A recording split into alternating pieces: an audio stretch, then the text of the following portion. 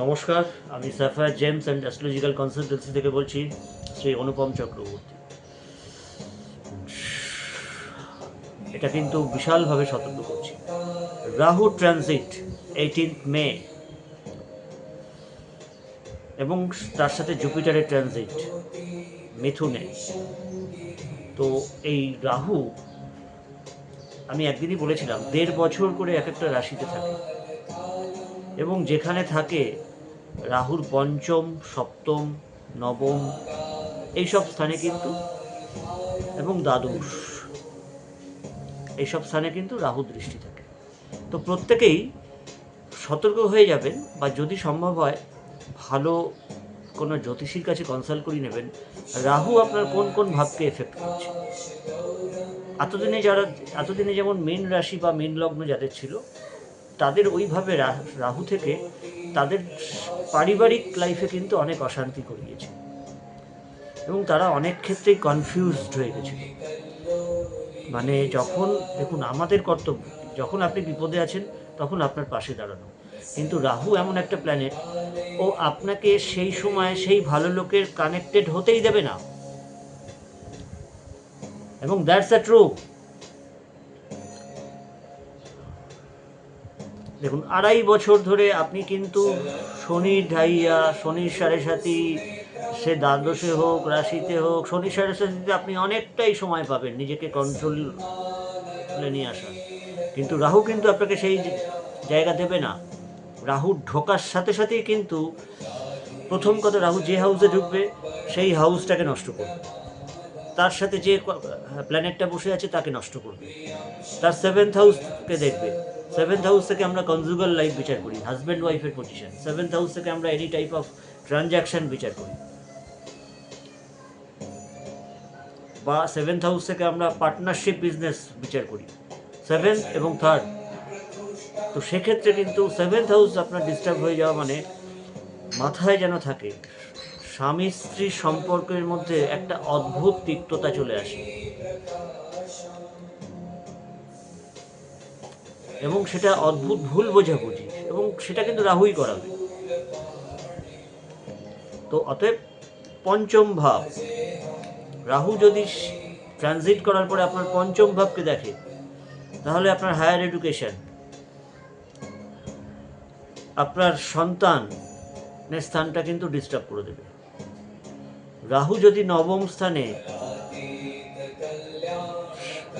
মানে দৃষ্টি দেয়, তাহলে দেখা যাবে যে নবম স্থানে, নবম ভাবটাও কিন্তু রাহু কিছুটা হলেও ডিস্টার্ব করবে। তো এনিহাও এই রাহুকে কিন্তু খুব অবজারভেশনের মধ্যে রাখতে হবে। বাট এটাও বলে রাখি, রাহু তৃতীয়, ষষ্ঠে, একাদশে, এবং রাহু শুধুমাত্র রাহু নয়, রাহু পজিশন চেঞ্জ করছে, তার সাথে সাথে কিন্তু কেতুও চলে আসছে। তো রাহু আর কেতু তৃতীয়, ষষ্ঠ, একাদশে কিন্তু প্রচুর অর্থ দেবে, প্রচুর অর্থ দেবে, প্রচুর অপরচুনিটি আপনার কাছে আসবে। এবং রাহু এমন একটা প্ল্যানেট, রাহু যদি কারোর ভালো থাকে, সে বিশাল ভাবে কোনো রকম মেকানিক্যাল ইঞ্জিনিয়ারের হতে পারবে। রাহু যদি কারোর ভালো থাকে, সে রোবট তৈরি করতে পারে। Number 4 is the number of Rahu. তো বক্তব্যের যেটা আমি শেষ কথা বলবো, সেটা দেখুন, রাহুর অবস্থান কিন্তু সব সময়ের জন্যই প্রত্যেকটা ইঞ্চিতে ইঞ্চিতে লক্ষ্য রাখবেন রাহু আপনার কোন কোন ভাবগুলোকে ডিস্টার্ব করে গেল। তো সেই অনুযায়ী, according to that time, proper remedy কিন্তু অবশ্যই নিয়ে রাখবেন, নাহলে কিন্তু বিপদ অনিবার্য। আজকে এই অবধি থাকলো। কোনো যদি ব্যক্তিগত কমেন্টস থাকে, আপনারা কমেন্ট দেবেন, আমি তার রিপ্লাই দিয়ে দেবো। নমস্কার। নমস্কার, সাফায়ার জেমস অ্যান্ড কনসালটেন্সি থেকে বলছি, জ্যোতিষী এবং জেমোলজিস্ট শ্রী অনুপম চক্রবর্তী। দেখুন, শনি নিয়ে মোটামুটি যতটুকু যে আলোচনা করার আমি করে ফেলেছি। তো এর পরের যেটা ডিসকাশনে আমি যাব ফার্দার দর্শকদের সাথে বা আমার যারা ক্লায়েন্ট আছে, যখন তারা সেই প্রবলেমটা ফেস করবে, সেই প্রবলেমটার সময় যদি আমি তার পাশে দাঁড়িয়ে তাকে কিছু সুপরামর্শ বা কিছু হেল্প করতে পারি, আমি ভাববো হয়তো তাদের বিপদের দিনে আমি তাদের পাশে থাকতে পারি। এনিহাও, তো আপাতত ফুল স্টপ এই কথাতে। এইবারে আমি বলি 2025 সাল প্রচণ্ড সংঘাতপূর্ণ বছর। 2025 মানে হচ্ছে 9, তো 9 is the number of Mars. মঙ্গল, এর আগেও বলেছি, মঙ্গল কিন্তু সেনাপতি। তো সেই মঙ্গল যখন সেনাপতি, তো সেনাপতির কি কাজ? রাজা যেটা বলবে সে সেটা করবে। তো সেখানে মঙ্গলের ভূমিকা কিন্তু এই বছরে মারাত্মক। যাদের ক্ষেত্রে মঙ্গল ভালো এবং যাদের ক্ষেত্রে মঙ্গল খারাপ, এমন একটা পিরিয়ড চলছে, নিজের বাক সংযম করুন, কথাবার্তা লোকের সাথে অনেক বুঝে বলবেন, অহেতুক বিতর্ক বিবাদে জড়িয়ে পড়বেন না।